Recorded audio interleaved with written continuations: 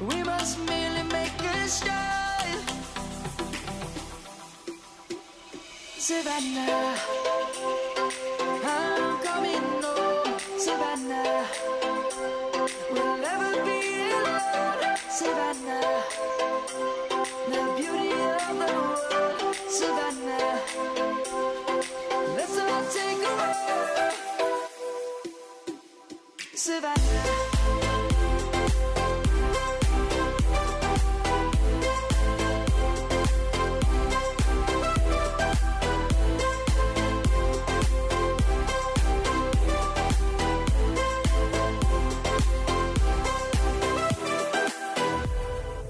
Lion's gonna come. The birds have just begun. We will always take a stand for the people, for the land. Let's go back to when we were young. For the animals we stand.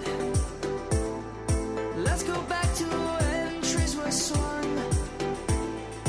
Kids across the land. Savannah, I'm coming home. Savannah, we'll never be alone. Savannah, the beauty of the world. Savannah, let's all take a ride. Savannah, I'm coming home. Savannah, we'll never be alone. Savannah, the beauty of the world. Savannah, let's all take a ride.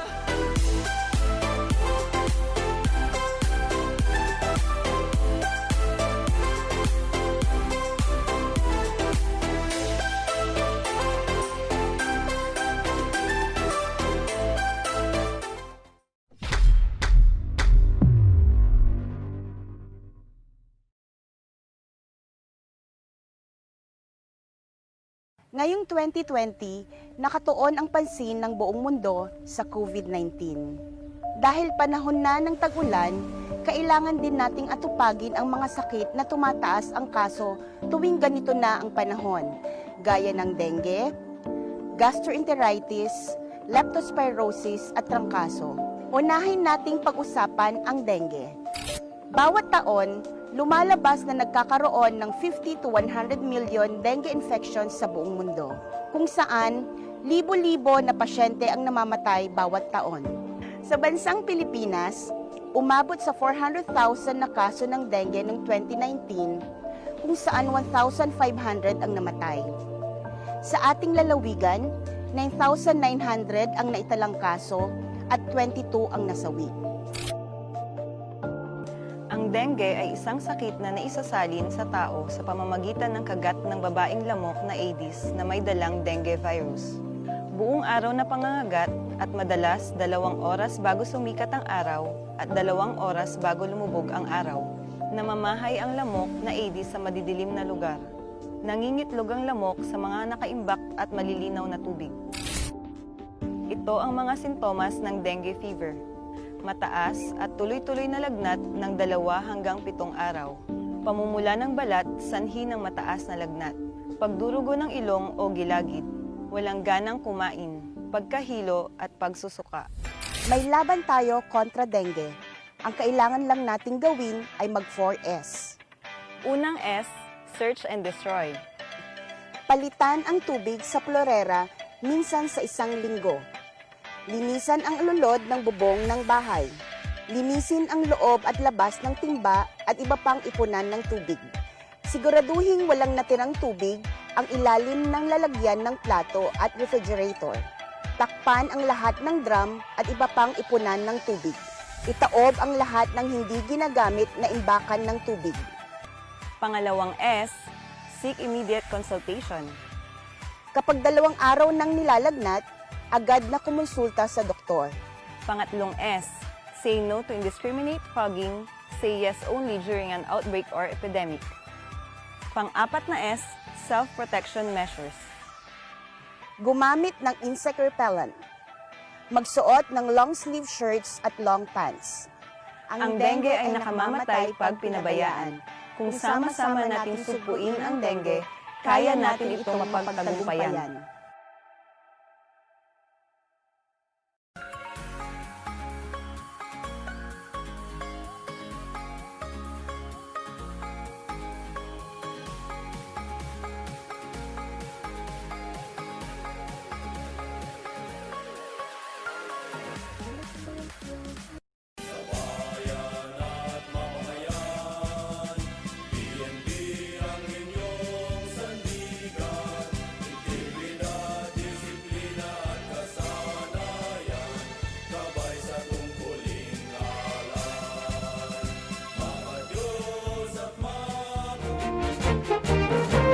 Good morning!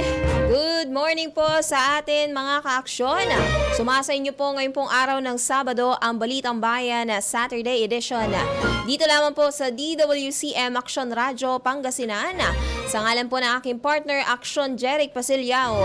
Ako naman po ang inyong lingkod, Action Iris Paed. Makakasama niyo po ako sa programang ito hanggang alas 7 po ng umaga. Muli ito po ang Action Radio Balitang Bayan Saturday Edition. Sa ating mga ka-aksyon na maagang nagising para po umantabay dito sa ating programa, good morning po sa inyong lahat.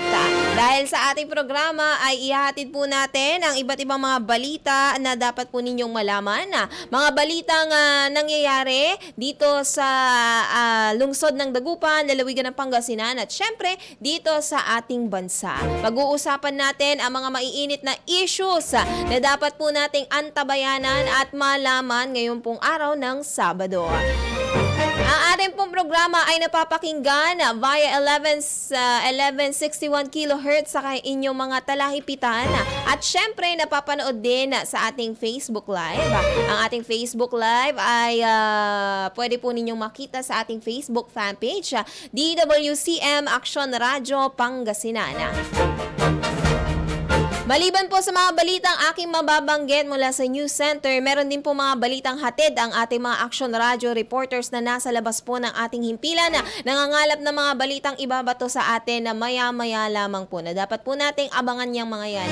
So kung meron po kayong mga pabate, mga kuro-kuro, suhestyon, opinyon na gusto po ninyong ipahatid dito lang sa Action Radio, pwede po kayong mag-text sa ating text line. Ang atin pong text line ay 0922-852-1161. Pwede rin po kayong mag-comment doon sa ating Facebook Live, sa ating Facebook fanpage, DWCM Action Radio Pangasinan. Pero ngayong araw ng Sabado, mga ka-aksyon, nararamdaman nyo na po ba? Diba parang kagabi ay medyo umulan sa amin Sa ibang mga parte din ng Pangasinan, medyo malakas yung ulan, medyo tumagal yung pag-ulan. Sa amin medyo mahina-hina lang at sobrang bilis. Tapos nung mga nakaraan pa, diba? Diba parang naranasan nyo din po ba yung mga pag-ulan-ulan? Hindi lang tuwing hapon, minsan hanggang gabi at umaga, madaling araw minsan umuulan. Dahil ito po yung ating daily weather report. Galing po ito sa Pag-asa. Ito po ay kanilang inisyo kaninang alas 4 po ng umaga. Ngayon pong unang araw ng Agosto. Nga pala, no? Unang araw na pala ng Agosto, mga ka-aksyon. Tapos na pala yung buwan ng Hulyo. August na pala. Di mo na mamalayan, napakabilis. Tapos sa susunod, 4 months na. So eto, yung Sepnosis po na kanilang inilabas, inisyo po nila kaninang alas 4 po ng umaga na as of 3 a.m. daw today ay meron po tayong binabantayan yung Tropical Depression Dindo. Ito po ay inaasahan na base po doon sa mga available data na 805 kilometers east ng Tuguegarao City, Cagayan, na meron po itong maximum sustained winds of 45 km per hour na malapit po sa center at meron pong gustiness na aabot sa 55 km per hour. Ito po ay patungo ng northwestward na nasa 15 km per hour southwest monsoon na nakakaapekto sa atin pong bansa. So meron po tayong binabantayan Ulitin ko lang, tropical depression. So hindi pa po ito bagyo. Yung nararanasan po nating pag-ulan ay yung tropical depression na nakakaapekto naman doon sa ating southwest monsoon. Para sa forecast weather conditions, asahan daw po ang occasional rains dulot po ng southwest monsoon sa Metro Manila at sa iba pang bahagi ng Luzon, sa western and central Visayas, sa northern Mindanao, Zamboanga Peninsula at sa BARMM. Cloudy skies with scattered rains and thunderstorms naman sa iba pang bahagi ng ating bansa. Sisikat po ang ating araw mamaya alas 5:40 ng umaga at lulubog mamaya naman pong alas 6:25 naman ng gabi. Medyo late na ngang lumulubog yung ating araw. Yung bang umuwi tayo ay maliwanag pa. Pero late din. Late din na sumisikat yung ating araw. So yan, sa mga nag-aabang ng ating weather forecast, medyo uulan-ulanin po tayo ng konting-konti. Kaya sa mga nagbabalak na sila po ay maglaba, labada day po nila ngayon. Medyo aga-agahan nyo na para hindi na po mabasa o baka sabihin kasi ng langit sa inyo ay kulang yung inyong banlaw kaya siya nang magbabanlaw doon sa inyong mga nilabhan. Sa mga naagang nakatunin sa atin ngayong umagang ito, good morning kay Zaldi Bruan, Masantos Yakabosan, Aksyon Radyo Pangasinan. Lugayan ko pa'y asawa, kaya si Joya, Tansay, Taluran anak ko, si Mekay Kian Renyel, Ditanad Barangay Vintinilla, Santa Barbara, Pangasinan, watching FB Live from Timor-Leste. Hello, good morning. Diyan sa may Barangay Vintinilla, Santa Barbara, sa mga kapamilya ni Sir Zaldi Bruan. Good morning din kay Sir Dave Olanday. Maabigya ka po sana si kayo namin Ditanad Action Radio Pangasinan. More power and God bless. Good morning! At gaya nga po ng nabanggit ko kanina, na August na pala ngayon. August 1 na po pala. Kaya sa ating mga motorista dyan, na mga may biyahe na ngayong umagang ito, medyo maaga-aga yung kanilang pag-alis. Tandaan po ninyo dahil August 1 na po ngayon, kahapon po yung deadline ng paglalagay ng barrier sa inyong mga motorsiklo. So ngayon, inaasahan po talaga ng ating mga otoridad na meron ng barrier. Wala na kayong papalusot dyan. Kasi kung wala kayong barrier ay malamang huhuliin kayo, sisitahin kayo, at magmumulta kayo. Dahil mahigpit na pong ipapatupad ng ating mga otoridad yan pong barrier sa mga motorsiklo. So, sa mga riders po natin dyan na meron po mga backride, backride po nila yung kanilang mga kasintahan, kanilang mga asawa. Basta kasi asawa lang yung nakalagay doon. Diba? Huwag nyo din pong kakalimutan yung inyong mga dokumento na nagpapatunay na kayo po ay nakatira sa iisang bubong. Diba? Kasi hindi lang yung sa mga ikinasali na mga mag-asawa, pati doon sa mga live-in na magkasintahan. Kailangan nila ng dokumento na nagpapatunay na sila po ay magkasama sa iisang bubong. So, ingat-ingat po tayo, maliban po doon sa inyong mga paglalagay ng barrier sa inyong mga motorsiklo, ay syempre, pag-ingatan po ninyo ang inyong mga sarili sa inyong pagdadrive. Para hindi kayo na-aksidente, alam na nga natin na prone to accident yung naturang barrier na yan. Tapos, sasamahan nyo pa ng hindi pag-iingat, malamang sa malamang ay lapitin kayo ng disgrasya kapag ganun. Kasi diba, nanghihikayat na nga ng disgrasya yung naturang barrier, tapos kayo ay padalos-dalos pa sa inyong pagdadrive. Talaga namang hindi kayo sasantuhin ng disgrasya. Alam naman po natin na yung disgrasya, hindi po natin inaasahan yung mga ganyang bagay. Kaya nga dapat, hindi lang isang pag-iingat, dobleng pag-iingat, tripleng pag-iingat, kundi 100%. O kaya naman ay 200 pa nga di ba? Maraming pag-iingat ang dapat po ninyo na gawin para po dyan. Ito naman, texter natin galing kay 28 Good AM, ma'am. Pakibati si Ate Remy Shapton ng Mangin. Salamat.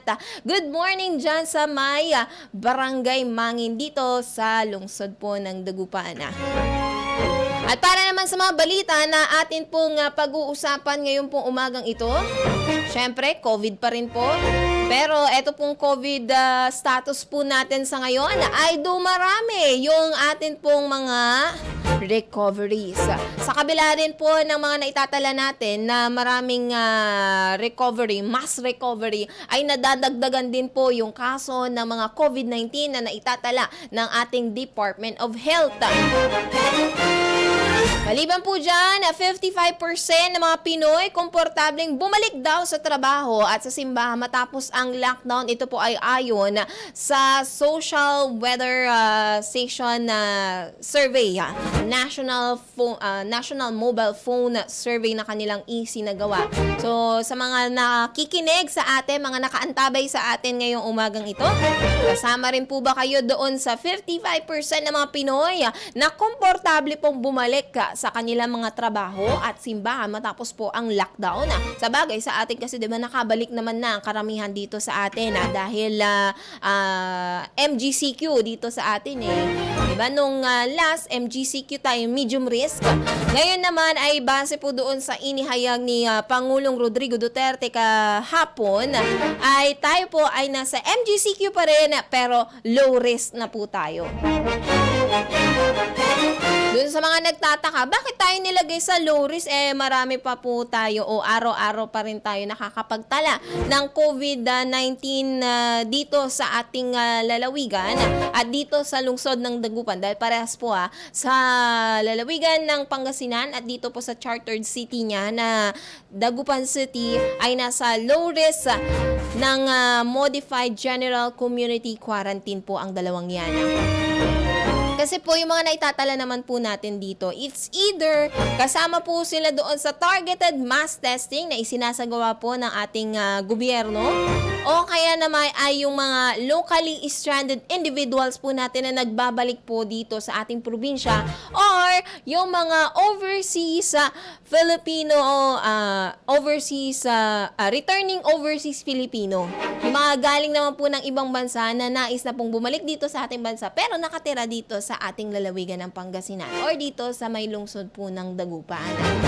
Kaya isip-isip di ba nung mga nakaraang linggo ay nung na-interview si Region 1 Medical Center Director Dr. Joseph Roland Mejia dito sa Action Radio, kanya na pong inirerekomenda na kung po pwede daw ay reviewin yung atin pong ipinapatupad na quarantine, na community quarantine status dito sa ating lalawigan.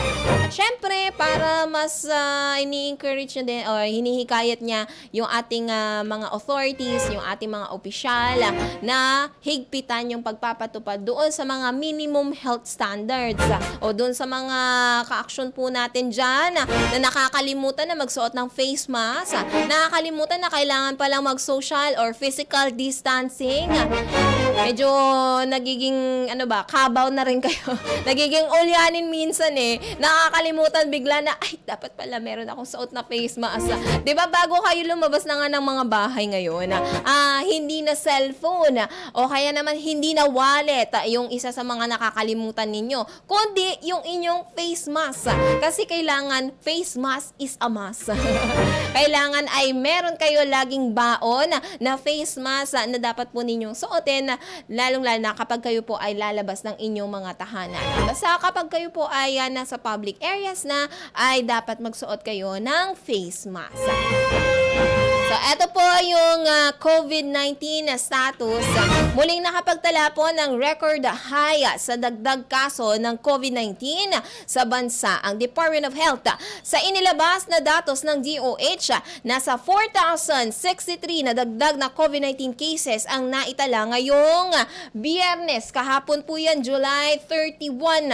Dahil dito, umabot na sa 93,354 ang total confirmed cases ng COVID-19 sa bansa. Nakapagtala naman ng 165 na dagdag na gumaling sa sakit, kaya umabot na sa 65,178 ang total number of recoveries. Na ilan naman sa mga lugar na nakapagtala ng mataas na dagdag na kaso, nangunguna po dyan ay ang NCR, kung saan meron po itong 2,153 cases o 56%. Ang Region 7 na meron pong 558 cases o 15%. Ang Region 4A na meron pong 492 cases o 13%. Meron ding nadagdag na 4 na po na nasawi sa sakit, kaya umabot na sa 2023 ang bilang na mapumanaw sa bansa dahil sa COVID-19. Ang naitala pong datos kahapon ng DOH, ito po yung may pinakamataas sa kasalukuyan pinakamataas na nadagdag na kaso ng COVID-19 dito po sa ating bansa, kung saan umabot po sa 4,063 ang nadagdag kahapon doon sa naitala ng DOH. Ito po ay mas mataas kesa doon sa naitala naman nila noong Huwebes, kung saan halos lang yun nasa 3,900 something yun, halos 4K. Pero ito, umabot na siya sa 4K talaga, nasobrahan pa sa 4,000. Bagamat dami nga pong naitatala na mga dagdag na kaso ng COVID-19 dito sa ating bansa, ay meron naman din mga naitatala din na mga gumagaling dito sa sakit na COVID-19. Ito naman yung status naman ng COVID-19 dito sa ating lalawigan ng Pangasinan. Ito po ay base sa monitoring ng provincial government. As of July 31, kagabi po yan, 6 p.m., kung saan nasa kabuuan na 220. At nakarecover na po dyan ang 133, nakakonfine pa rin po ang 77 at 10 po ang namataya. Sa 220 na cases po dito, 185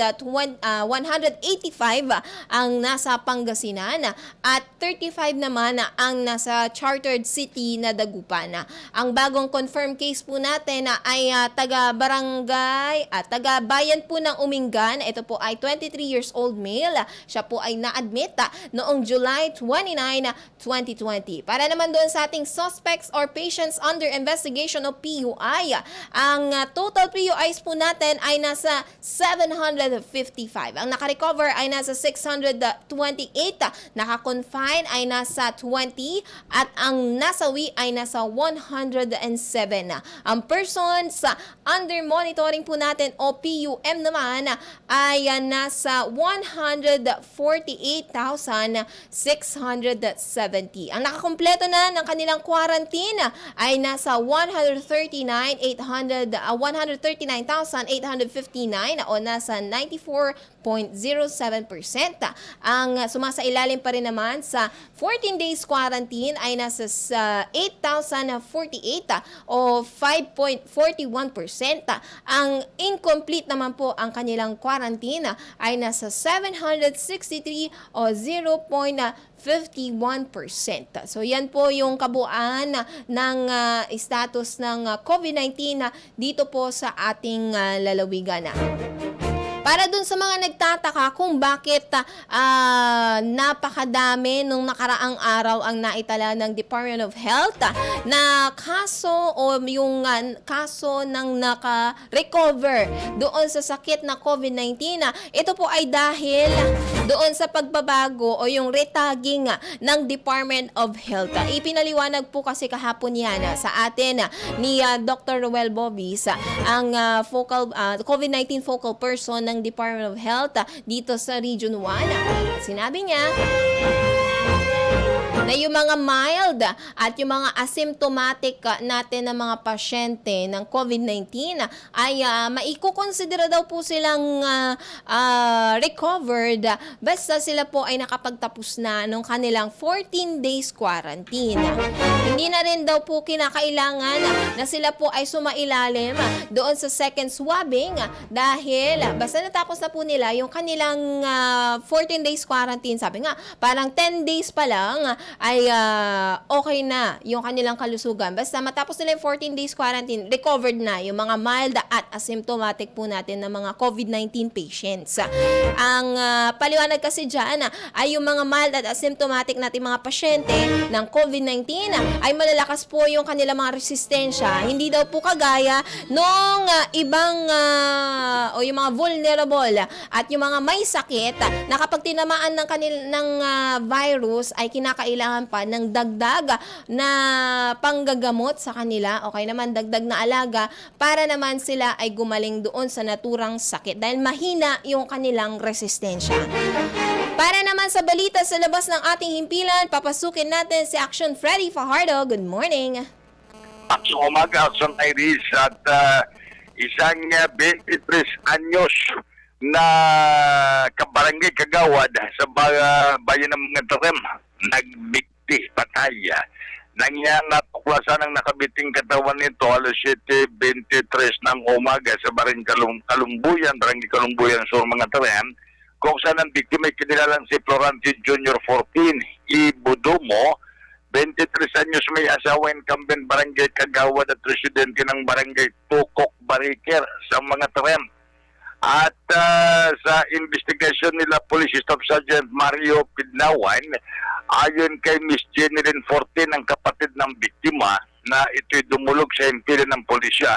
Sinasabi nga ng kanyang brother ay nag-suicide sa pamamagitan ng pagbibigti sa gitna ng bukid sa Goat Farm o farm ng mga kambing located doon sa nasabing barangay, at gamit ang tali ng kambing na binitin ng sarili doon sa sa gitna ng kubo.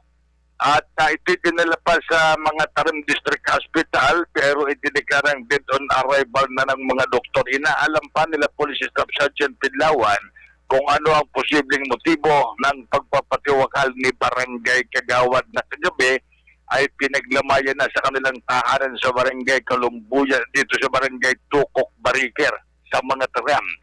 Samantala, alas 5:10 naman sa Barangay Siaparanda, natagpo naman ang bangkay ng isang mangingisda o fish caretaker at fish cage caretaker na si J. Mark Borromeo, 25 anyos, ng Barangay Siapar. Sa investigasyon na isinagawa ni Police Staff Sergeant Nardilito de la Cruz ay itong alas 7 ng gabi, nagpunta ang nanay ng biktima sa Piscage doon sa may territorial water na nga nasabing barangay para tingnan ng anak, at dito ay nagulantang malaman nang makita na ito ay wala ng buhay sa loob ng kanyang dampa o yung pinakakubo na tinutuluyan dito sa pagbabantay niya sa mga fish cages. Ayon pa kay Police Staff Sergeant Nardilito de la Cruz, noong July 21, ito'y bumiyahe pa galing ito ng San Mateo Rizal at sa Metro Manila, at sa postmortem na sinagawa naman ni Dr. Gillian Vuelta, Municipal Health Officer ng Anda, wala naman nakita silang foul play sa pagkamatay ng biktima, kaya inaalam pa ang posibleng dahilan ng ikinamatay nito. Mula sa gitna ng Aksyon, Freddy Pardo, nag-uulat sa DWC Aksyon Radio Pangasinan, #1 News Leader. Aksyon Radio. Live report. Maraming salamat sa balitang yan na Action na Freddy Fajardo. Sa mga nanonood naman sa atin ngayong umagang ito, good morning. Kay Ma'am Rosario Montemayor Pasyon, hello. Kay Ma'am Kay Bangyay, tuning in, good morning to all. Good morning din. Kay Almer De Vera, morning Action Radio, batiin niya daw ang kapitan nila sa Barangay Palyas na Makulikulin Lawas, sabi niya dito. Pero hindi niya binanggit yung pangalan nung barangay, nung kanilang kapitan. Dapat binanggit mo pati yung pangalan para nabati natin ng buo yung kanilang pangalan. Tapos yung mga maraming pabati mo pa dyan, di ba, Almer? At sa iba pa mga nanunood, mga nakikinig sa atin pong palatuntunan ngayon pong umagang ito, ma-Aksyong morning po sa inyong lahat. Kung meron din po kayong mga pabati, pwede po kayong mag-text sa ating text line. Ang ating pong numero 0922-852-1161.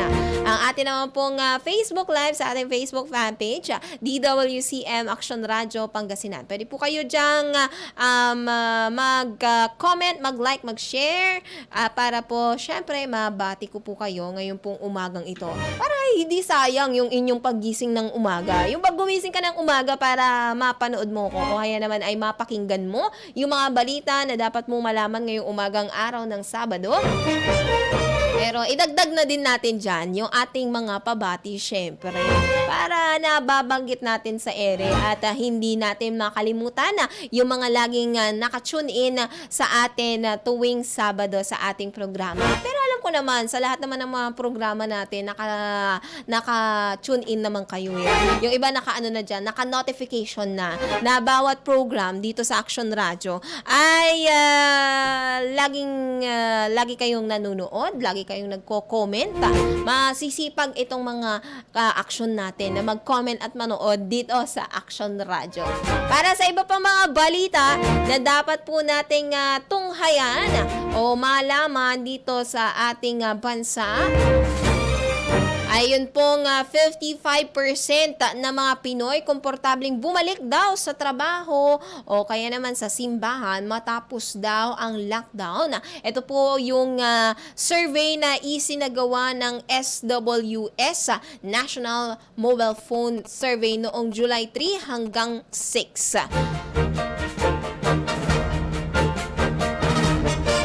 Medyo parang hati din yung pananaw ng ating mga kaaksyon kasi 55%. So meron pang natitirang halos kalahati na hindi rin sila komportable na bumalik po sila sa trabaho o kaya naman ay sa simbahan after nung lockdown. Alam niyo yung lockdown nung nag-ECQ tayo dito sa lalawigan ng Pangasinan ay nung nag-ECQ tayo. Yun bang pag lumalabas kami para pumasok ay halos wala ka talagang makikita mga tao sa kalsada, wala kang makikita mga bukas na mga establishmento. Kukunti as in mabibilang mo lang sa iyong mga kamay yung mga yun. Kaya siguro yung halos kalahati din nitong mga ka-action natin ay hindi po sila komportable sa pagbabalik sa kanilang trabaho o kaya naman ay sa simbahan. Yung mga detalye po niyan ng ating balita sa ating pagbabalik. Oras po natin 5:59 na ng umaga. This time check is brought to you by ACS Manufacturing Corporation, ISO certified, world class.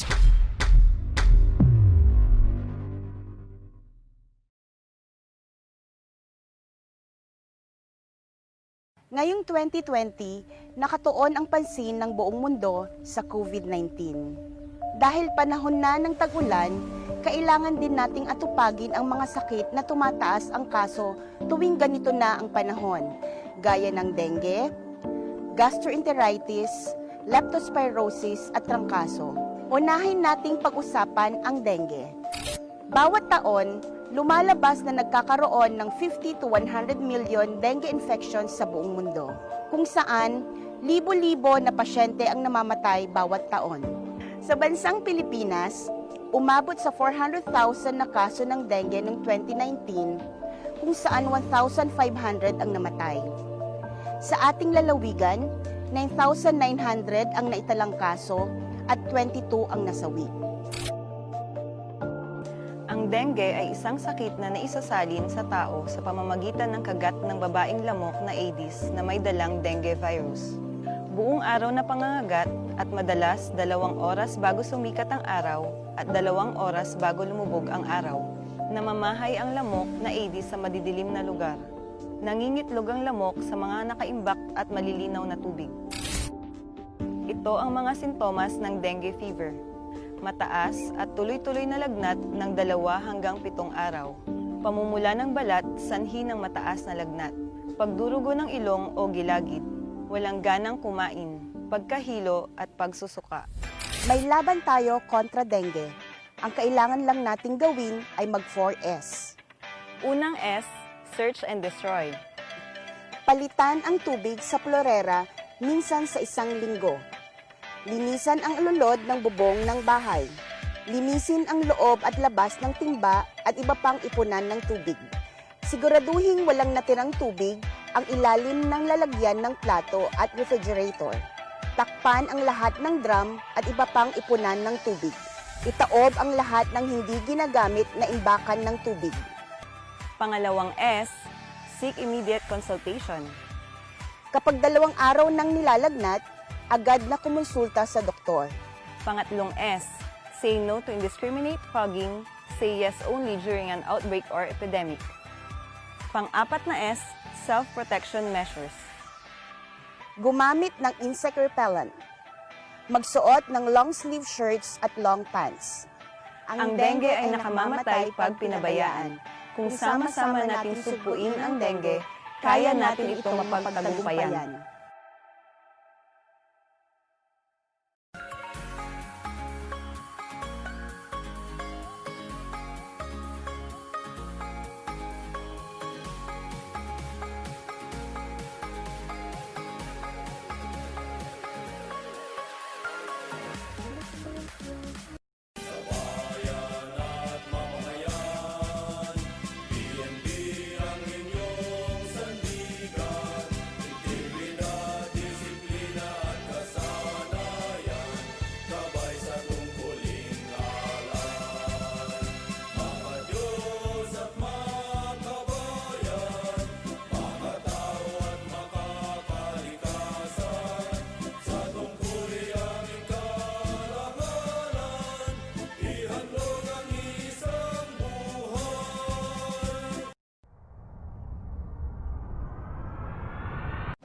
Aksyon! Radyo!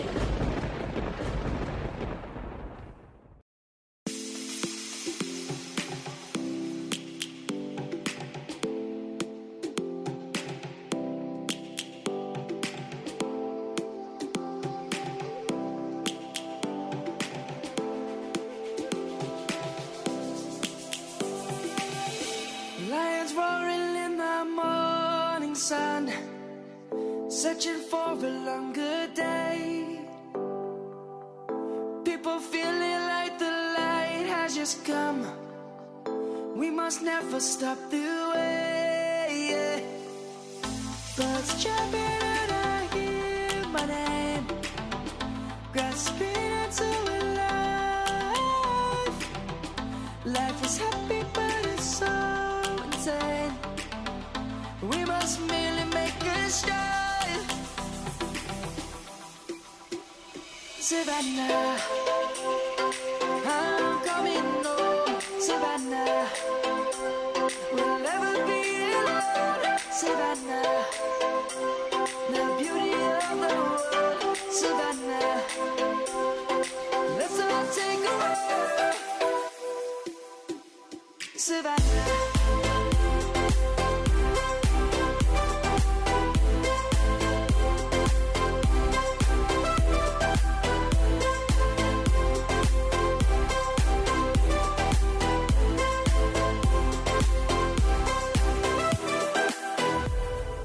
Lion's gonna come.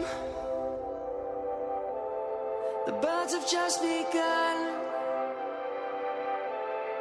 We will always take a stand for the people, for the land. Let's go back to when we were young. For the animals. Oras po natin, 6:05 na po na umaga. Muli ako po ang inyong kaaksyon, Action Iris Paed. Para naman sa mga texters po natin na galing kay 859, sabi niya, Good AM ma'am, panawagan sa barangay officials ng barangay Alipampang, Puso Rubio Zone 2, karamihan ng street lights, wala. Daig pa lang para sabi dito. Dako, pati doon po sa amin, hindi lang po dyan sa inyong barangay. Sa amin nga, hindi lang barangay, buong bayan po namin. May street lights, pero walang lights. So, street lang siya, walang lights. Poste lang talaga, no? Pero feeling ko may ilaw, hindi lang nila iniilaw. Sobrang dilim. Siguro, iniisip din nila, para makatipid tayo kasi, alam nyo na, medyo kinukulang yung budget natin sa ating COVID-19 response sa mga Chorba Chenes na ganyan. At malamang wala namang tao sa labas kapag gabi kasi nga may curfew, so hindi na siguro nila switch. Ito naman, sabi ni texter natin 859, asikasuhin nyo naman pati yung mga maingay na nag-iinuman, maingay, this oras na ng gabi, from a concerned citizen, sabi dito. So sa mga barangay officials, sa ating mga kapulisan dyan, sa ating na bayan ng Pusurubio, ayun merong mga, mag-text kayo doon sa inyong mga PNP o kaya sa inyong mga barangay officials pag hindi nila inaksyonan niyang mga yan. Ako, susumbong po natin sa mga kinauukulan ulit. At tapos, sabi niya pa dito, yung mga motor na maingay ang tambutso. Huwag yung panay bulabog sa mga tindera ng isda ang binubulabog ninyo, sabi niya dito. Medyo hindi rin kasi maganda, di ba? Noise pollution yun yung mga maiingay ang tambutso. Sa tingin ko nga mga ka-aksyon, hindi lang dapat yung mga motorsiklo na may maiingay ang tambutso ang inyong hinuhuli sa ating mga kinauukulan. Dapat hinuhuli nyo din yung mga nagbebenta mismo ng mga nagbebenta mismo ng mga maiingay na tambutso. Kasi 'di ba, kung wala namang magbebenta, walang magpapapalit ng kanilang tambutso na sobrang ingay. Akala naman nila nakakapogi 'yon. Hindi po nakakapogi 'yon. Mas nakakadagdag lang kayo sa stress ng mga tao. Alam niyo, stress na nga tayo, tapos dadagdagan nyo pa yung stress po namin. Ito naman, balita sa labas ng ating sa labas po ng ating himpilan. Second tranche ng SAP distribution sa Pangasinan sinimulan na ng DSWD. Hatid niya ni Action Michael Caranto. Yes, Action Michael, Action Morning. Yes, good morning Action Iris. 825 beneficiaryo ng Social Amelioration Program o SAP ang nakatanggap na ng pangalawang ayuda na galing sa gobyerno sa bayan ng Aguilar. Sa isang panayam sa telepono, sinabi ng Department of Social Welfare and Development Ilocos Region 1 Information Officer na si Darwin Chan na ang pamamahagi ng pangalawang tranche ng SAP para sa mga non-4Ps o Pantawid Pamilyang Pilipino program ay nagsimula na noong Miyerkules, July 29. Sinabi ni Chan na inilabas na ng DSWD ang 4.5 million pesos para sa mga apektado ng kasalukuyang pandemya. Aniya, tumanggap na ang bawat household sa bayan ng Aguilar ng 3,500 pesos. Sinabi din niya na ang Pangasinan lamang ang siyang kwalipikado sa second tranche ng SAP na mula sa Ilocos Region, habang ang lalawigan ay nananatili sa ilalim ng Enhanced Community Quarantine noong May 15. Matatandaan din na noong May 1 ay ang mga lalawigan ng La Union, Ilocos Norte at Ilocos Sur ay tinanggal na mula sa ECQ at inilagay na sa ilalim ng General Community Quarantine. Nasa 433,164 non-4Ps beneficiaries sa lalawigan ay naging kwalipikado para sa SAP. Samantala, sinabi ni Chan noong July 29, nasa 123,789 4Ps beneficiaries sa rehiyon ang nakatanggap na ng kanilang cash subsidy sa ilalim ng pangalawang tranche ng SAP, habang ang 24,166 sa 49,803 ay hinihintay pa rin ang naturang ayuda. Aniya, ang mga pamilyang ito ay nasuri ng mabuti para ma-qualify sa SAP, ngunit sabi din niya na hindi sila nakasama sa unang tranche dahil sa limitadong individual na target ng local government unit. Mula sa gitna ng aksyon, Action Michael Caranto nag-uulat para sa DWCM Action Radio Pangasinan's #1 News Leader. Ang balitang ito ay hatid sa inyo ng Safeguard. Wash hands, stay safe, Safeguard. Ang balitang ito ay hatid sa inyo ng ACS Manufacturing Corporation, ISO certified, world-class quality. Salamat sa balitang yan, Action na Michael Caranto, tungkol dyan sa Social Amelioration Program ng DSWD. Yun bang namuti na yung ating mga buhok at alam niyo yun, natuyuan na yung inyong mga mata, ay hindi nyo pa rin natatanggap yung SAP na yan. Doon sa mga matagal nang nag-aabang. Para naman sa iba pang mga balita sa labas ng ating himpilan, papasukin natin si Action na Freddy Fajardo. Action Morning. Pasong umaga muli, Action Iris. Ito na naman, sobrang pagmamahal Thomas Labuel Kilio. Isang ginang sa natibidad ang pinagtataga ng kanyang asawang tricycle driver na ngayon nilalapatan ng luna sa Eastern Pangasinan District Hospital sa bayan ng Tayug. At sa investigasyon nila Police Master Sergeant Pepito Biasura, nangyari alas 11 ng gabi sa Barangay Luna, Natividad. Ang suspect ay si Fernando Miana Idiloso, 53 anyos, tricycle driver. At habang ang biktima naman, ang kanyang misis na si Maribel Miana Iquiros, 44 anyos, OFW at residente rin ng nasabing lugar. At liminito sa investigasyon na nag-away itong mag-asawa dahil sa sobrang selos nitong si Mister. Kaya naman itong si Mrs. lumabas na ng bahay at aalis na at tinawagan ng kanyang sister at nagpapasundo, at habang ito'y nasa gilid ng daan at hinihintay ang pagsundo ng kanyang ate, ay sumulpot mula sa madilim na bahagi ng daan itong suspect. Armado ng itak at walang habas na pinagtataga ang biktima na tinamaan sa iba't ibang bahagi ng katawan. Agad ding nahuli ng mga pulis itong si Fernando Miana at ay nasa likod ng rihas na bakal ng Natividad PNP at naharap sa kaukulang kaso. Sa bayan naman ng Asinggan, arestado ang tulak ng illegal na droga na taga La Union alas 3:30 ng hapon sa Barangay Tuboy. Nagsagawa ng bypass operation ang mga kapulisan at gamit ang mark money, nakabili ng isang plastic sachet ng shabu dito kay Cipriano Borja, 41 anyos, driver ng barangay Magsaysay sa Aguo, La Union. At nang magkapalitan ng pera at droga, agad itong inaresto at nakuha sa pag-iingat nitong isang caliber .380 na baril na walang serial number at kargado ng 8 bala. At sa ngayon, ito ay nasa kustodiya ng PNP Asinggan at ikinakasang kaso ng paglabag sa iliga sa Republic Act 9165 Comprehensive Dangerous Drug Act 2002 matapos masamsam dito ang 2 heated transparent plastic sachet ng shabu na may timbang na 2 gramo at nagkakahalaga ito ng 10,000 piso. Mga folded aluminum foil at medical scissor nakuha rin dito, at itong Republic Act 10591 illegal possession of firearms and ammunition.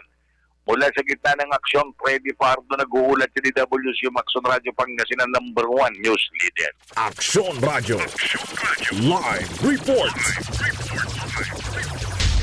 Ay, nakakalungkot yung mga ganyang balita. Yung bang nagmahal ka lang, tapos na-deads ka na, pinatay ka nung minamahal mo. 'Di ba? Sa lahat pa naman ng tao, yung mahal mo pa ang papatay sa'yo. At yung droga po na yan, hindi pa rin po kayo patigil, At gustong-gusto nyo pa rin, nagbalak pang magpunta dito sa lalawigan ng Pangasinan, yung nagtutulak ng droga dyan sa lalawigan ng La Union. Akala mo makakatakas ka? Well, hindi. Eto pa, balita sa labas ng ating impilan. Tayog Fire Station kinilala bilang 2020 country's best municipal fire station. Hatid na ang balitang yan ni Action Joy Trinidad. Ma-Action Morning. Kinilala ang Tayug Fire Station bilang Best Municipal Fire Station sa buong Pilipinas. Idaraos ang seremonyang ito sa BFP National Headquarters sa Agham Road, Quezon City sa darating na ika-3 ng Agosto ngayong 2020. Kasabay ng selebrasyon ang ika-29 na anibersaryo ng Bureau of Fire Protection. Ang nasabing parangal ay iginawad sa Tayug Fire Station bilang pagkilala sa natatangin nitong galing sa pagtugon sa anumang mga sakuna at dedikasyon na gampanan ang nasumpaang tungkulin. Labis namang ikinatuwa ng BFP Pangasinan ang parangal na ito na natanggap ng Tayug Fire Station. Mula sa gitna ng aksyon, Joy Trinidad, nag-uulat para sa DWCM Action Radio, Pangasinan's #1 news leader. Action Radio. Live report. Maraming salamat sa balitang yan, Action Joy Trinidad. Ito naman yung balitang aking iniwan sa inyo kanina bago tayo mag-commercial. Patungkol po sa 55% ng Pinoy komportable na bumalik sa trabaho o simbahan matapos ang nangyari pong lockdown noong mga nakaraan na buwan. Hati po ang pananaw ng mga Pilipino hinggil sa pagpunta ng trabaho kahit naalis na ang community quarantine o maaalis na ang community quarantine dahil sa sa COVID-19 pandemic. Sa 1,550 adults na tinanong ng SWS National Mobile Phone Survey noong July 3 hanggang 6, 47% ang may trabaho at 53% ang unemployed o wala talagang trabaho. Sa mga trabaho, 55% ang nagsabi na komportable sila na bumalik sa kanilang trabaho at 40% ang hindi naman komportable kung ang lockdown ay matatapos ngayong buwan ng Agosto. Sa survey ay nagpakita na rin na 45% ang nakakaramdam na komportable at 54% ang hindi komportable na makiisa sa mga religious services tulad ng pagpunta sa simbahan o moske. Ang mga nakakaramdam na komportable sila na bumalik sa trabaho ay mataas sa Mindanao na nasa 64% at 45% simbahan. Sa Visayas naman na may 50% habang ang mga taga Metro Manila ay nasa 45% sa trabaho at 39% sa religious activities. Mas madami ang kalalakihan na komportable na magpunta sa trabaho kaysa sa mga kababaihan. So dito sa ating mga tagapanood, mga tagapakinig, kayo din po ba ay komportable o hindi komportable sa inyong pagbabalik sa trabaho? Ngayon po nga, meron po tayong pandemic na dulot po ng COVID-19. Kasi syempre marami tayong mga kailangan na alalahanin dyan na kapag lalo na tayo nga, 'di ba? Everyday tayong pumapasok, araw-araw. Kailangan alalahanin mo yung iyong kalusugan. Ikaw ba ay sumusunod sa minimum health standard para maiwasan mo yung sarili mo, syempre, na mahawa doon sa virus na dulot po nitong COVID-19. Syempre, sino ba namang may gustong mahawa sa virus? Wala. Kaya, dapat mag-ingat. Tapos, sa mga taong nakakasalamuha po natin everyday, medyo iniiwasan din po natin na kung maaari nga, halos wala tayong makakausap eh.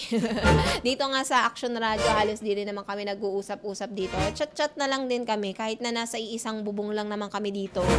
Hindi rin kami nagtatabi-tabi para naman maobserbahan yung physical distancing. Kasi kung hindi nyo oobserbahan, ay sino pa naman ang mag-oobserba? Nakakasawa din po kasi yung mga paulit-ulit na mga paalala ng ating mga health authorities na sumunod po tayo sa minimum health standards. Kasi yun po mga paalala din sa atin ng ating mga opisyal ay hindi na naman po yan para sa kanila. Yan po ay para sa atin. Diba? Maliban sa pagprotekta mo doon sa inyong mga nakakasalamuha, mga kapamilya, mga nakakasama, ay pinoprotektahan mo rin syempre yung iyong sarili doon sa virus. Kasi hindi natin alam, baka may mga asymptomatic kang mga nakakasalamuha, na nakakasama, nakakausap. Sabi nga, 'di ba, ni Dr. Ana Maria Teresa de Guzman, hindi mo kailangan ng isang araw para ma-infect. Kailangan nasa in-between lang siya ng 15 to 30 minutes, pwede ka nang maging carrier ng COVID-19.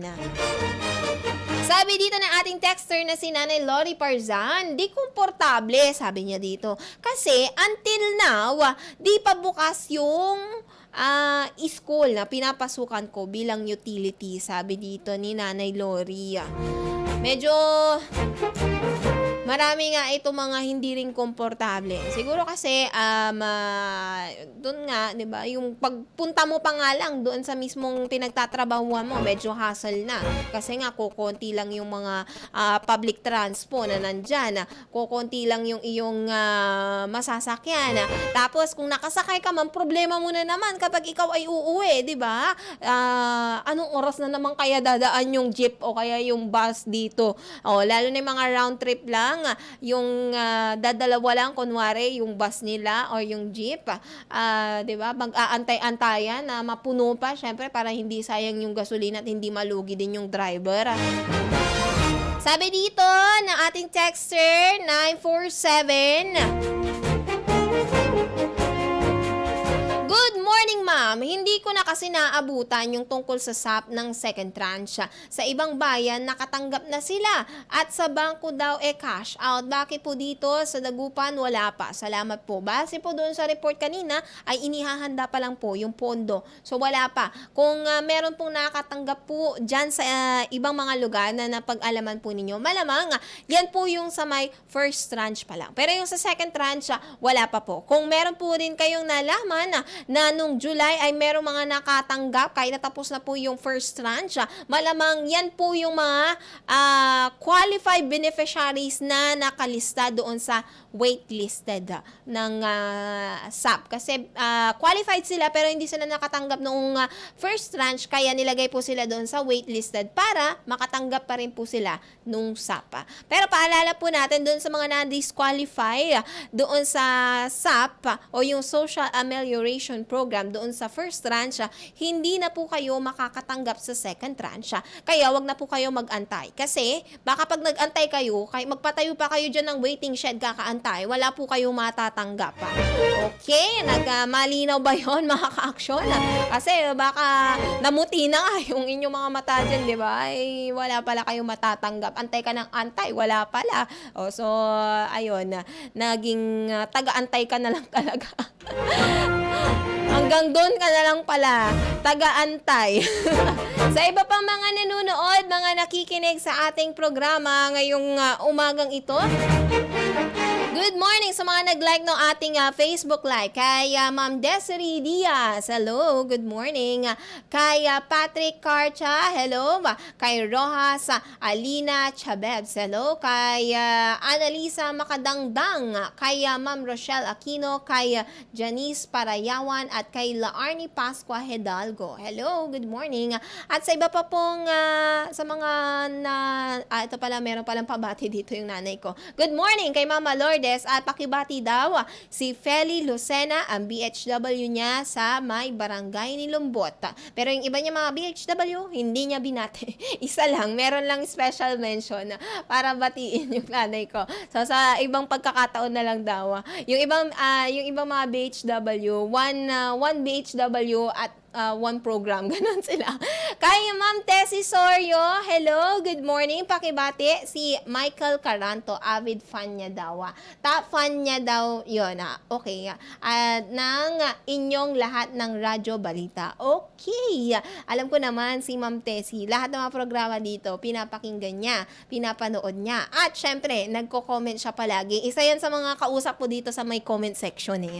Diba? Para makausap niyo din at mabasa ko din yung inyong mga komento, pabati, mga suggestion at opinion. Mag-comment lang kayo doon sa ating comment section ng DWCM Action Radio Pangasinan sa ating Facebook Live. O kayo naman ay mag-text lang doon sa ating text line 0922-852-1161. Sa iba pa po mga balita dito po sa ating bansa,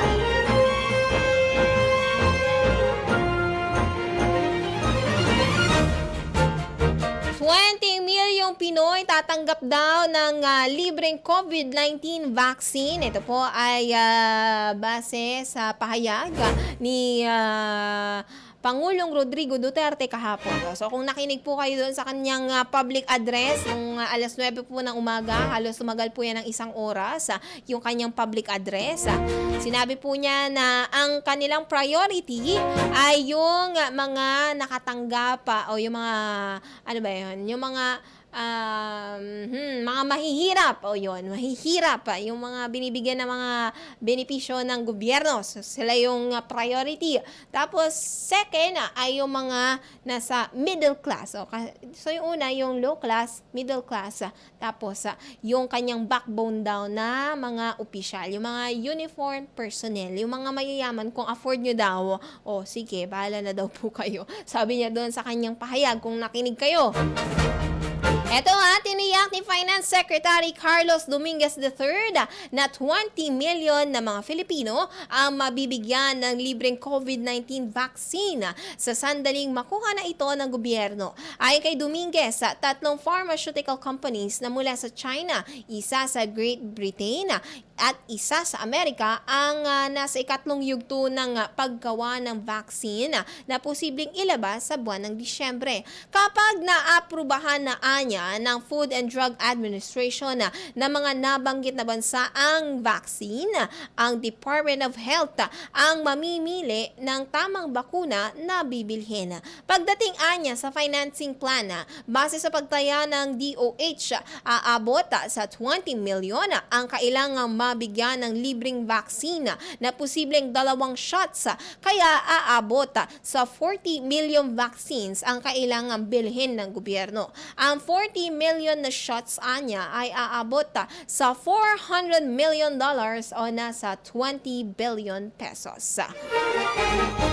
So sa mga kapwa ko Pilipino na nag-aantay din ng bakuna, pero yung sa mga kasagsagan sa ngayon na nag-aantay din ng plano, kasi syempre kasabay nung inyong pag-aantay sa ating gobyerno, di ba? Kasabay ng pag-aantay nila doon sa bakuna, dapat ay tuloy-tuloy yung mga programa, mga plano, mga balak po ninyong gawin sa kasagsagan. Hindi pa pwede na kasi sa December pa lalabas yung vaccine natin. So antayin na lang natin yung December. So kita-kits na lang po tayo sa December, ha? Naway marami pa pong buhay hanggang pagsapit po ng December kasi kakaantay ng vaccine. Ang mahirap dyan ay tumaas yung kaso ng ating COVID-19 pero hindi tumataas yung kaso ng ating mga recoveries. Doon naman na halos dapat magtaka na tayo at sa ngayon pa lang, wag na po nating antayin na maging ganun po yung sitwasyon. Kasi nga, di ba, doon sa may NCR, umabot na sa critical or danger zone yung ibang mga ospital doon dahil puno na yung kanilang mga COVID-19 beds, so hospital beds. Diba? Yung mga naglaan naman sila ng kanilang mga bed capacity for COVID-19 patients. Kaya lang, dahil sa dami ng COVID-19 patients, hindi po sumapat yung kanilang mga inilaan ng mga beds. Nakakatuwa lang naman din, dito naman sa may Region 1 ay hindi pa naman po tayo umaabot doon sa danger zone. Tayo naman daw po ay nasa safe zone. Sabi po yan ni Dr. Roel Bobis, ang COVID-19 focal person dito po sa Region 1. Sabi niya, nasa safe zone pa naman po tayo dito sa may Region 1, kaya wala pa naman daw pong dapat na ikabahala. Pero kung mag-aantay lang tayo na mag-aantay muli, eto pong vaccine na to, sa ngayon ano pong gagawin natin, di ba? Dapat meron po tayong plano kung ano yung mga dapat gawin at hindi dapat na gawin para po maiwasan yung paglobo pa ng paglobo nitong kaso ng COVID-19. Kasi nga, mas mataas na tayo sa China. Parang, wow, number 1. Parang masyado naman nating sinasapuso yung pagiging number 1 ng Pinas. Papasukin naman natin ang balita mula sa labas ng ating himpilan. Hatid sa atin yan ni Action Freddy Fajardo. Nagbabalik, Action Morning! Muli magandang umaga, Action Iris. 2 tricycle ang nagtalpukan sa bayan ng mga Tarem. Kapwa driver na ospital. Nangyari alas 8:35 ng gabi along National Highway ng Barangay Kawili, Oligario, mga Tarem, Pangasinan, kung saan ang involved dito isang tricycle na minamano ni Bernard Matabang, Ibuena Vista, 23 anyos, binata ng Barangay Sunsun, Ongkit, mga Tarem. At isang tricycle na minamano ni Junita Kanay Ibarlaan, 47 anyos, ng Barangay Kawili, Oligario. Sa investigasyon nila Police Corporal Enrique Panday ay binabagtas nitong tricycle. Yung unang tricycle ang Romulo Highway patungong south direction. Kasalubong naman itong pangalawang tricycle na bigla namang nagliliko sa kaliwang kanto nang wala mang signal. Resulta, nagkasalpukan ang dalawa, parehong na lose control sa manubela, tumihaya ang kanilang mga tricycle. Sugatan itong mga ito na nadala sa mga Tarim District Hospital na ngayon nilalapatan pa ng lunas ng mga doktor. Mula sa gitna ng Action, Freddy Parto, nag-uulat si WC Action Radio Pangasinan, number 1 news leader.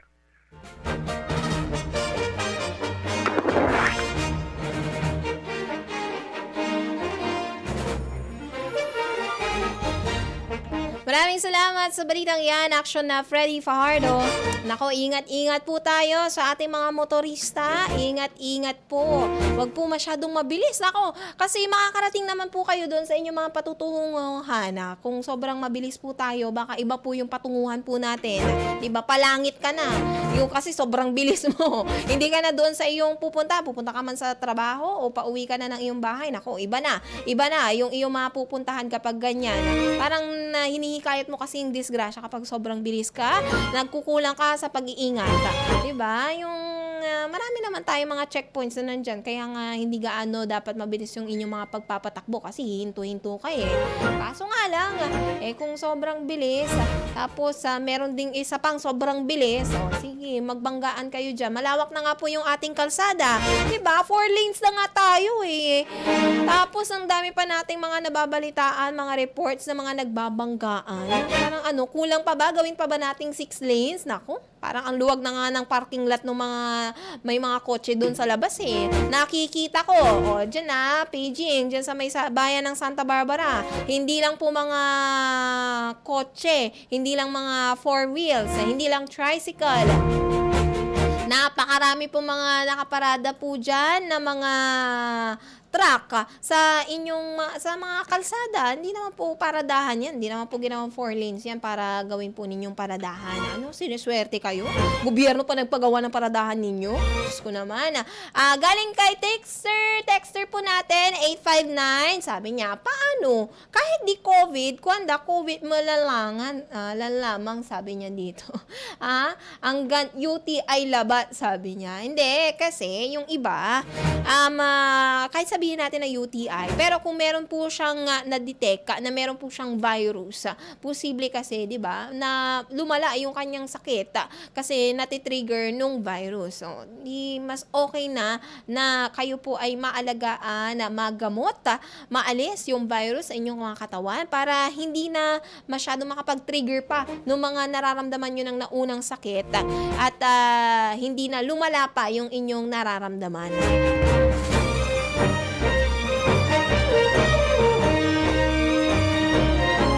Eto, balikan lang po natin yung ating pinag-uusapan tungkol po doon sa bakuna pa rin ng COVID-19.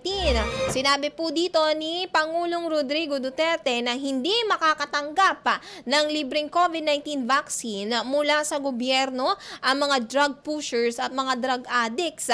Pero, sabi niya dito, pwede ang miyembro ng New People's Army o NPA. Sinabi ni Duterte na hindi siya mag-aaksaya ng pera sa mga drug pushers at mga addicts na ikinumpara pa niya sa mga aso. Dahil sa militar ang inatasan na magbigay ng vaccine sa mga Pilipino sakaling magkaroon na sa Disyembre. Sinabi ni Duterte na pwede ring pumila ang mga NPA.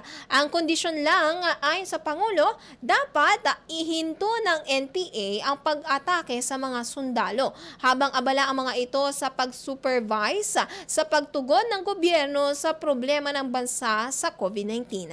Kahit pa niya aminin ng magpapabakuna na siya ay NPA, ay hindi ito gagalawin ng militar. Nilinaw naman ng Pangulo na hindi ito panawagan para sa unilateral ceasefire, kundi matter of humanity. Takpan ang lahat ng drum at iba pang ipunan ng tubig. Itaob ang lahat ng hindi ginagamit na imbakan ng tubig. Pangalawang S, seek immediate consultation. Kapag 2 araw nang nilalagnat, agad na kumonsulta sa doktor.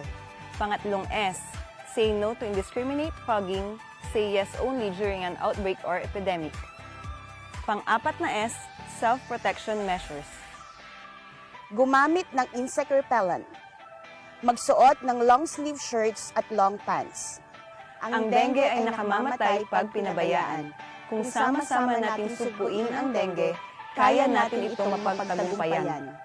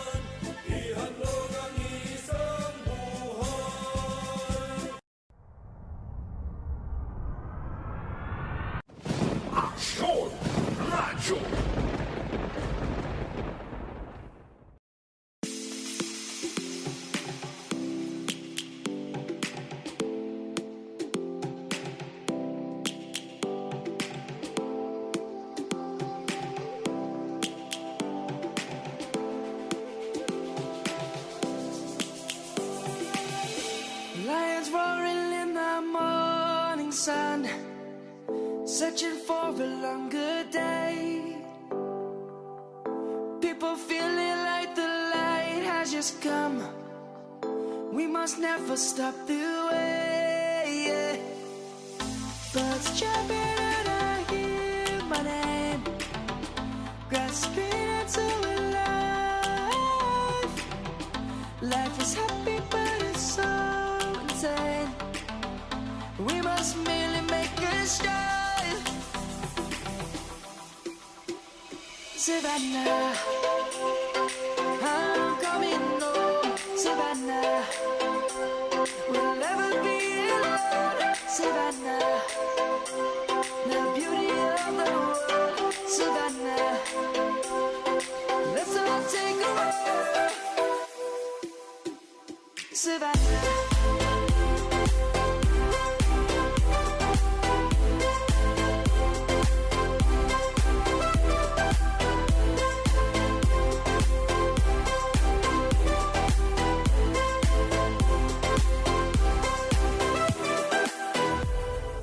Lion's gonna come.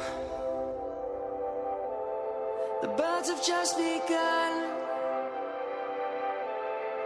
We will always take a stand for the people, for the land. Let's go back to when we were young. For the animals we stand. Let's go back to when trees were swung. Kids across the land.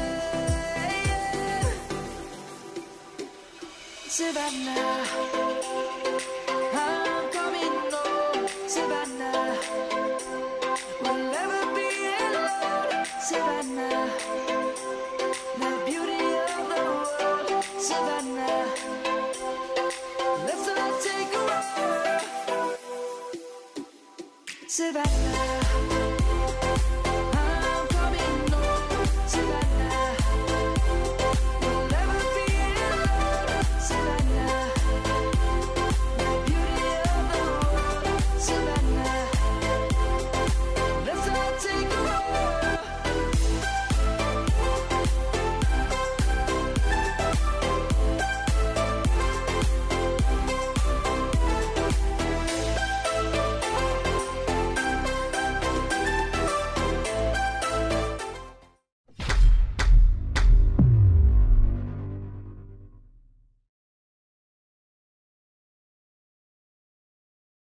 Ngayong 2020, nakatuon ang pansin ng buong mundo sa COVID-19. Dahil panahon na ng tag-ulan, kailangan din nating atupagin ang mga sakit na tumataas ang kaso tuwing ganito na ang panahon, gaya ng dengue, gastroenteritis, leptospirosis at trangkaso. Unahin nating pag-usapan ang dengue. Bawat taon, lumalabas na nagkakaroon ng 50 to 100 million dengue infections sa buong mundo, kung saan libo-libo na pasyente ang namamatay bawat taon. Sa bansang Pilipinas, umabot sa 400,000 na kaso ng dengue noong 2019, kung saan 1,500 ang namatay. Sa ating lalawigan, 9,900 ang naitalang kaso at 22 ang nasawi. Ang dengue ay isang sakit na naisasalin sa tao sa pamamagitan ng kagat ng babaeng lamok na Aedes na may dalang dengue virus. Buong araw na pangangagat at madalas 2 oras bago sumikat ang araw at 2 oras bago lumubog ang araw. Namamahay ang lamok na Aedes sa madidilim na lugar. Nangingitlog ang lamok. Mga-Action Morning po sa ating lahat. Sumasa inyo, Action Radyo Balita. Ngayon pong araw ng Sabado, August 1, 2020. Kami po ang inyong mga tagapagbalita. Ako po, Action Iris Paed. At ako naman po, Action Dove Tibakay.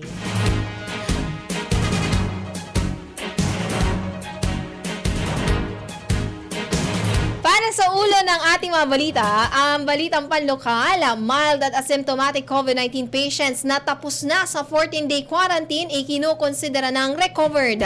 COVID-19 hospital sa Region 1 nasa safe zone ayon sa DOH. Provincial government at PNP binigyang diin ang mas mahigpit na border point protocols. Ilan pang bagong personalidad sa Espino Ambush sinampan na ng kaso. 7 lugar sa Pangasinan may aktibong kaso na African swine fever. Sa Sa ating police report, sa laki timbog sa buy-bust operation ng Binalonan Police. Incumbent Barangay Kagawad, kinitil ang sariling buhay. Bangkay ng caretaker sa bayan ng Anda na recover. At lalaki arestado sa isang checkpoint sa bayan ng Asinggan. Sa ating balitang pambansa COVID-19 vaccine, meron na sa buwan ng Disyembre ayon kay Pangulong Duterte. Ilang senador nagulat sa bagong COVID-19 data reporting style ng DOH. Sa ibaing dagat, restriction na ipinatutupad sa England, pinagtanggol ng British Health Office. Balitang showbiz, Regine nag-donate ng Hermes bag para sa OPM singers musicians.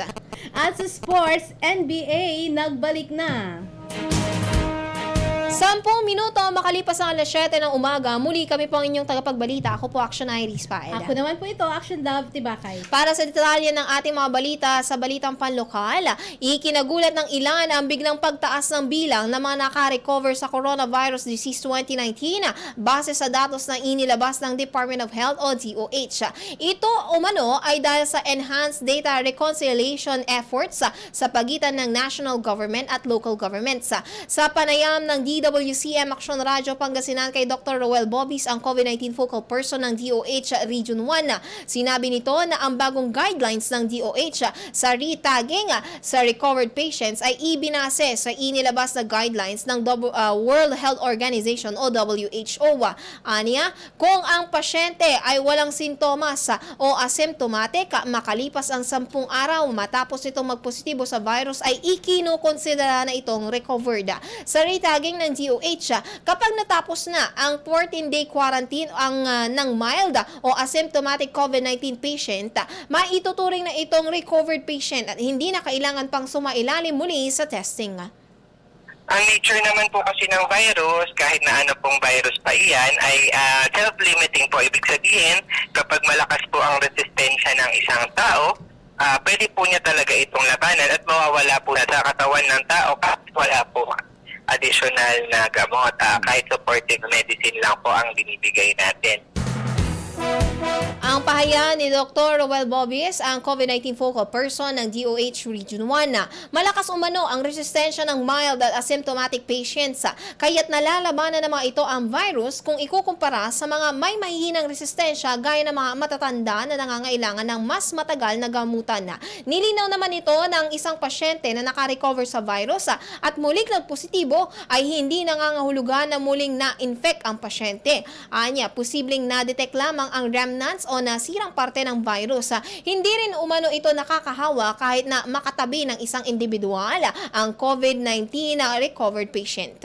Ang balitang ito ay atid sa inyo ng Safeguard. Wash hands, stay safe, Safeguard. Ang balitang ito ay hatid sa inyo ng ACS Manufacturing Corporation, ISO Certified, World-Class Quality. Samantala, may tuturing na nasa safe zone pa ang COVID-19 healthcare facility sa Region 1, malayo sa danger zone na nararanasan sa National Capital Region. Ayon kay Dr. Roel Bobis, COVID-19 o focal person ng DOH Region 1, masusing minumonitor ng departamento ang kalusugan at kalagayan ng mga ospital na na-admit ng COVID-19 patients. Sa kasalukuyan, ang lahat ng critical care utilization ay nasa 30% pababa kung saan ang bed capacity sa mga ospital at paggamit ng isolation room at mechanical ventilator ay nasa 30% pababa. So ito po ay napakagandang datos kasi ibig sabihin po, nasa safe zone pa tayo at hindi pa po na-overwhelm yung ating mga hospital at ating mga healthcare workers dito po sa Region 1. Ang pahayag ni Dr. Roel Bobis, COVID-19 focal person ng DOH Region 1, inaasahan pa rin ang pagtaas ng kaso ng COVID-19 sa 4 na lawigan dahil sa inaasahang targeted mass testing. Tiniyak nito na kayang punan ng departamento ang demand ng test kits. Samantala, ikinalungkot ang pagpositibo sa virus ng ilang healthcare workers na nagtatrabaho sa ospital at komunidad. Patuloy umano ang DOH sa pagkuha ng mga healthcare workers upang matugunan ang pagdagsa ng pasyente sa ospital at community healthcare facilities. Binigyang diin ng provincial government at ng PNP Pangasinan ang ekstriktong border control points protocol sa Tarlac, Pangasinan boundary sa gitna na rin ng tumataas na kaso ng COVID-19 dito sa lalawigan. Sinabi ni Police Senior Master Sergeant Roland Tavara sa isang panayam na bago pa makapasok sa Pangasinan ay hinahanapan ang mga ito ng Travel Authority at kung wala ay kanilang pinapabalik kung saan sila galing. Sinabi niya na sino mang individual na gustong pumasok sa Pangasinan ay dapat na kumuha at magpakita ng kaukulang dokumento tulad na lamang ng Travel Authority. Mababatid na ang medical certificate ay prerequisite upang makakuha ng Travel Authority mula sa PNP ng kanilang panggagalingan. Nitong Webes, nasa 15 locally stranded individuals sa Pangasinan Tarlac border ang tinulungan ng provincial government sa pamamagitan ng Provincial Disaster Risk Reduction and Management Office upang makapasok dito sa lalawigan.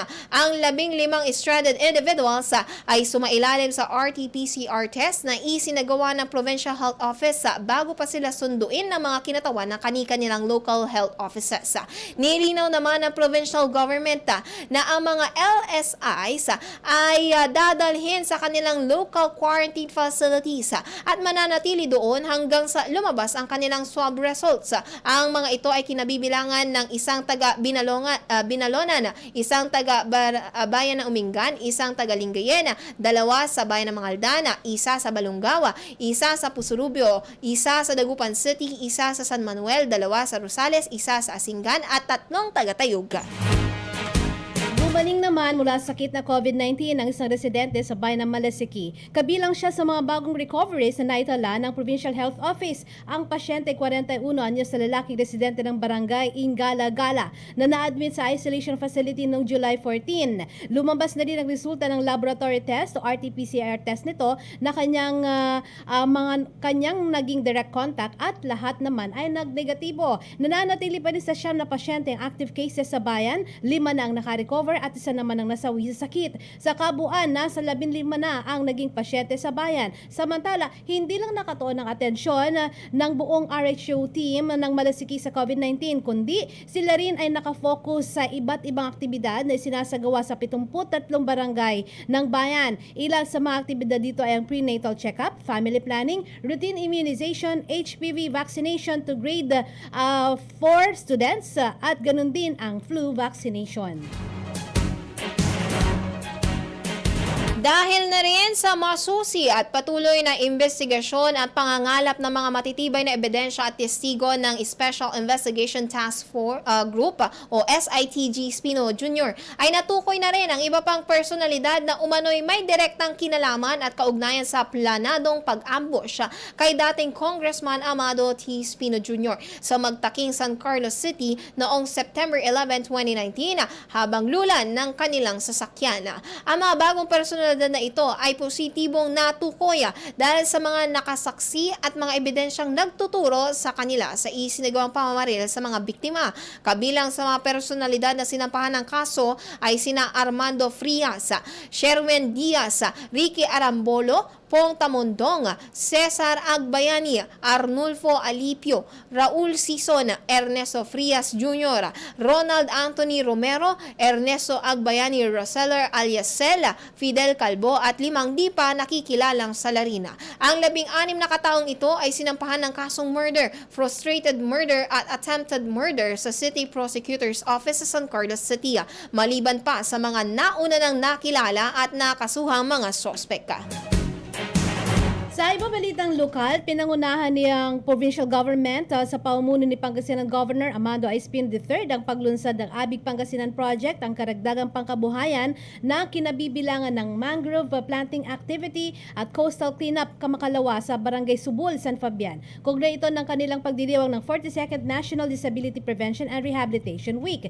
Major program ni dating Governor Amado T. Espino Jr. ang mangrove planting na ipinagpapatuloy ng kasalukuyang administrasyon. Nag-umpisa ang programang ito noong taong 2017. Itinuloy ito ni Governor Amado A. Espino III upang madagdagan ang pagtatanim ng bakawan sa mga coastal areas. Ayon kay OPAG Bulinaw Chief Center Chief Alvin Soriano. Ang mga bakawan ay maaring maging tirahan ng mga isda at pwede ring proteksyon laban sa tidal surge at makakatulong ito sa carbon sink na siyang lumalaban sa epekto ng climate change. Mayroong kabuang 1,240 mangrove seedlings ang tinanim ng PWD sa tulong ng PSWDO sa 1,000 linear meter area sa San Fabian. Samantala, ang Bulinaw Provincial Mangrove Nursery ay nakakapag-produce naman ng 80,000 hanggang 100,000 mangrove seedlings kada taon. Ito lamang ang mangrove nursery sa Region 1. Samantala, ang karagdagang pangkabuhayan o ang cash for work ay nagbibigay naman ng job opportunity sa mga PWDs na may cash incentive na 400 piso kada isa. Sinabi ni Provincial Social Welfare and Development Officer Emilio Samson Jr. na bukod sa PWDs, target din ng Abig Pangasinan Project ang iba't ibang sektor tulad ng mga kababaihan, solo parents, child development workers, LGBT communities at out-of-school youth. Ngayong panahon ng pandemya ay nauuso ang backyard gardening, mapagulay man o ornamental plants gaya ng succulents habang nagkakaroon ng ekstrang oras ang mga tao sa bahay. Sa pagtatapos ng pagdiriwang ng 46th National Nutrition Month, isang vertical pallet garden contest para sa mga kawani ng LGU ang inorganisa ng Municipal Nutrition Committee o MNC at naging patok ito sa mga empleyado. Kita sa kanilang mga entry ang pagiging malikain sa paggawa ng mga kukulay na vertical garden na masustansyang pananim sa isang limitadong espasyo sa harapan ng munisipyo sa bayan ng Bayambang. Ito ay ayon kay Municipal Nutrition Officer Venus Bueno. Matagal ng proyekto ni Mayor Cesar T. Cambao ang backyard gardening project upang makatulong sa sapat na produksyon ng pagkain sa naturang bayan. Balak naman ng Municipal Agriculture Office na panatilihin at palawakin ang vertical pallet gardens upang maging permanente at maging magandang halimbawa sa publiko. Bahagi ito ng isang patimpalaka ng MAO kung saan nagsilbing hurado sinakasama kita sa Barangay Foundation CEO Romil Junio at mga agricultural technician na sina Malvala Iglesias at Rodolfo Ragos. Nakatakda namang i-anunsyo ang mga nanalo sa darating na Lunes sa August 3, 2020. Tatanggap ng 10,000 piso ang kampyon. Ang first runner-up naman ay tatanggap ng 7,000 piso at second runner-up ay 5,000 piso habang ang consolation prize ay 2,500 pesos. Samantala, mayroon pa ring aktibong kaso ng African Swine Fever sa 7 lugar dito sa lalawigan ng Pangasinan. Sa talaan ng Provincial Veterinary Office, kinilabibilangan ang mga lugar na ito ng Alaminos City, Infanta, Mga Tarem, San Carlos City, San Fabian, Lawak at Natividad. Matatandaan na 22 bayan ng ASF free habang 27 bayan naman nagkaroon ng ASF case. Ganun pa man, sa mga lugar na walang active cases, maari nang mag-alaga ng baboy. Pero kailangan pa rin ang pag-iingat dahil sa banta ng ASF. Aksyon Radio. Police Report. Natimbog ng pinagsanib na puwersa ng PDEA Region 1, Pangasinan Police Provincial Office at Binalonan Police ang isang lalaki sa isinagawang bypass operation sa Barangay Pasileng Sur sa bayan ng Binalonan. Kinilala ang suspect na si Fidel Lloyd Reyes E. Dilana, 27 anyos, residente Barangay Vacante sa naturang bayan. Nahuli kay Dilana ang 2 pakete ng hinihinalang shabu na may timbang na 0.010 grams na nagkakahalaga ng 1,500 pesos. Nakumpiska din sa suspect ang isang cellphone, motorsiklo, wallet at 500 pesos na mark money at ilan pang pera na ginagamit nito sa illegal na gawain. Kasalukuyan ng nakapiit ang suspect sa Binalonan Police Station at inaayos na ang reklamong maaring ipataw sa naturang suspect. Nagpatiwakal naman sa gitna ng bukid ang isang barangay kagawad sa bayan ng Matarem. Kinilalang biktimang si Florante Jr. 14 E. Bodumo, 23 anyos, residente ng barangay Tukok, Barikir sa nasabing bayan. Nadatnan nito sa pag-aari nilang goat farm ng kanyang lolo na si Bernardo Bodumo na nakabitin gamit ang nylon cord na nakapulupot sa leeg ng kagawad. Agad tong tinakbo sa pagamutan ng mga nag-responding police, subalit idineklarang dead on arrival ng doktor. Kalaboso ang isang lalaking wanted sa lungsod ng Urdaneta matapos ibaba ang reklamong paglabag sa illegal gambling at Republic Act 9165. Nahuli sa operasyon ng Urdaneta City Police ang sospek na nakilalang si John Michael Lozano E. Aquino, 31 anyos na nakatira sa Barangay Poblasyon sa nabanggit na lungsod. Nakumpiska sa sospek ang isang pakete ng suspected shabu na may bigat na 0.0500 grams.